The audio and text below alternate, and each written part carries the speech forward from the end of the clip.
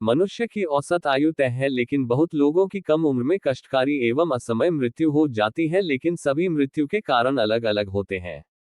चलिए पुराणों के अनुसार जानते हैं कि क्या सभी असमय मृत्यु को अकाल मृत्यु कहा जाएगा या कुछ कारणों से हुई मृत्यु को। अकाल मृत्यु क्या है, ये क्यों होता है और अकाल मृत्यु को प्राप्त आत्माओं के साथ क्या होता है।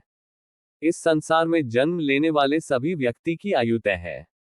वैसे तो मनुष्य की औसतन आयु लगभग 100 वर्ष है और वह जीवन के 7 चक्र या फिर 4 फेजों में अपना जीवन पूरा करता है, लेकिन कई लोग होते हैं जो उससे पहले ही मृत्यु को प्राप्त हो जाते हैं। अगर मनुष्य के 4 फेज की बात करें तो ये फेज है शिशु, किशोर, प्रौढ़ और वृद्धावस्था। लेकिन कई व्यक्ति चौथे अथवा तृतीय या फिर द्वितीय फेज तक भी नहीं पहुंच पाते और उनकी असमय मृत्यु हो जाती है। ये अलग बात है कि सबकी मृत्यु के कारण अलग अलग होते हैं। तो सवाल यह है कि क्या ऐसे सभी असमय मृत्यु को अकाल मृत्यु कहेंगे या फिर कुछ कारणों से हुई मौत को ही अकाल मौत कहेंगे। साथ में ये भी जानेंगे कि पुराणों को अनुसार ऐसी अकाल मृत्यु को प्राप्त आत्माओं के साथ मृत्यु के बाद क्या होता है। पुराणों के अनुसार वो मनुष्य जो असमय मृत्यु को प्राप्त हो जाता है, लेकिन शरीर त्यागने के बाद भी उसकी आत्मा इस संसार का त्याग नहीं करती बल्कि अपना जीवन काल पूरा करने के लिए इस संसार में बनी रहती है, उसे ही अकाल मृत्यु कहते हैं।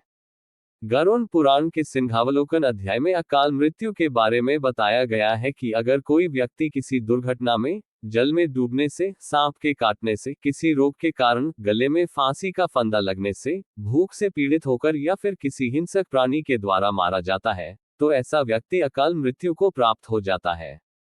उसमें यह भी बताया गया है कि बहुत से लोग ऐसे भी हैं जो आत्महत्या कर लेते हैं, लेकिन गरुड़ पुराण में आत्महत्या को सबसे ज्यादा घृणित और निंदनीय कृत्य अथवा अकाल मृत्यु बताया गया है।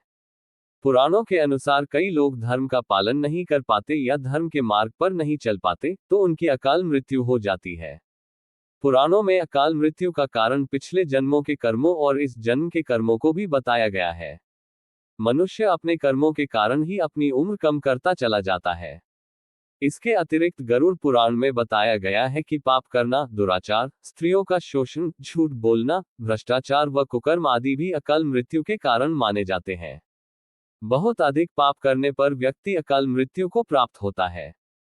जिनकी भी असमय मृत्यु प्राकृतिक रूप से होती है, उन्हें कम से कम 3 दिन या फिर 40 दिनों के भीतर ही दूसरा शरीर प्राप्त हो जाता है, लेकिन जो लोग आत्महत्या करते हैं, उन लोगों की जीवात्मा पृथ्वी लोक पर ही भटकती रहती है। उन्हें न तो स्वर्ग की प्राप्ति होती है और न ही नर्क की। वो तब तक प्रेतात्मा या अन्य रूप में भटकती हैं, जब तक वह आत्मा अपना निर्धारित जीवन चक्र पूरा नहीं कर लेती है। जीवात्मा की इस अवस्था को अगति कहा जाता है।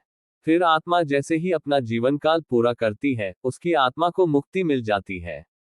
जिनकी अकाल मृत्यु होती है, उन्हें अपनी जरूरतों की पूर्ति अर्थात सुख, भूख, प्यास के लिए अंधकार में ही भटकते रहना पड़ता है। ऐसी ही अतृप्त आत्माओं को भूत प्रेत कहा जाता है। ऐसी आत्माओं की इच्छाएं होती हैं, लेकिन इन आत्माओं के पास शरीर नहीं होता, तो वो उन इच्छाओं को पूरा नहीं कर पाती है।